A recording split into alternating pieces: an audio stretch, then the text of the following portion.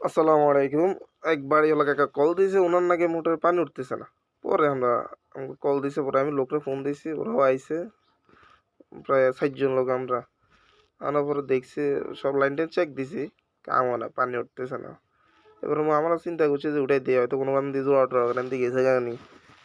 পরে একজনটা পরে উপরে উঠে চালের উপরে উঠে দিয়েছে নাকি, উঠ ওর উঠে দিয়েছে, এতে আমি কিছু উপরে টান দেন আর আমরা নিচেতে 5 রেঞ্জ দিয়ে উঁচা করে টানি। আর কষ্ট রে ভাই, 4 ইঞ্চি পাইপ, ওই যে মাজা সমান উঠান যায়, বহুত কষ্ট।